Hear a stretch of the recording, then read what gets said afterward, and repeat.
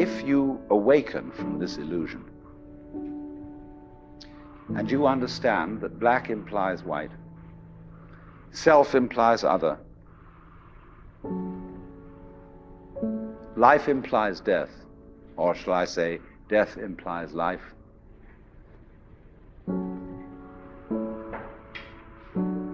you can feel yourself not as a stranger in the world, not as something here on probation, not as something that has arrived here by fluke, but you can begin to feel your own existence as absolutely fundamental. I'm not trying to sell you on this idea in the sense of converting you to it. I want you to play with it. I want you to think of its possibilities. I'm not trying to prove it. I'm just putting it forward as a possibility of life to think about. So then, let's suppose that you were able every night to dream any dream you wanted to dream. And that you could, for example, have the power within one night to dream 75 years of time, or any length of time you wanted to have.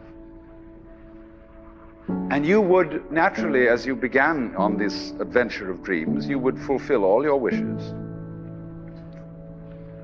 You would have every kind of pleasure you could conceive.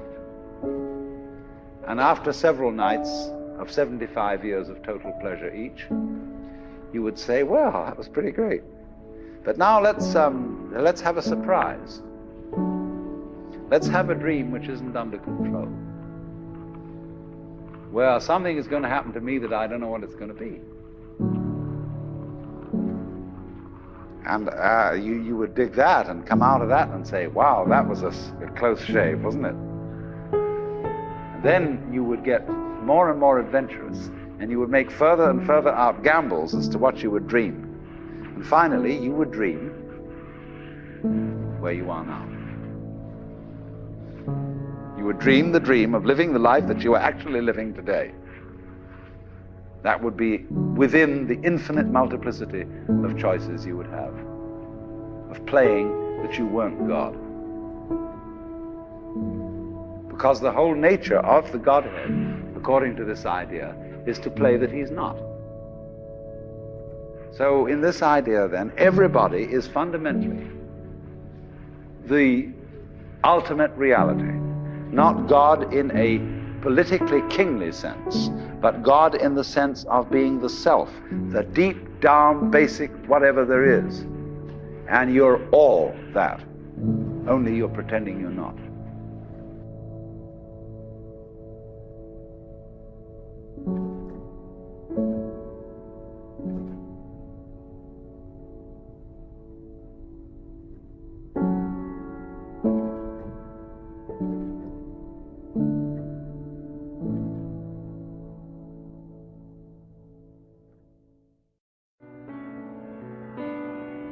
See, this is the real secret of life. To be completely engaged with what you're doing in the here and now. The future is a concept. It doesn't exist. As the proverb says, tomorrow never comes. We are only really ever alive now. Bring in your mind to the state of reality. Now. There is no such thing as tomorrow. There is no past and there is no future. There never will be. And we get distracted from living fully now by having our eye on the future. The point of life is always arrived at in the immediate moment.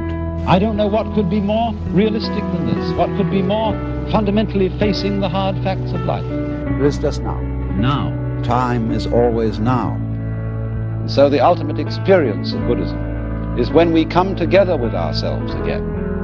And as a result of coming together with ourselves, find that we are together with everything, that we are not a separate, cut-off being, but that this whole universe is ourself.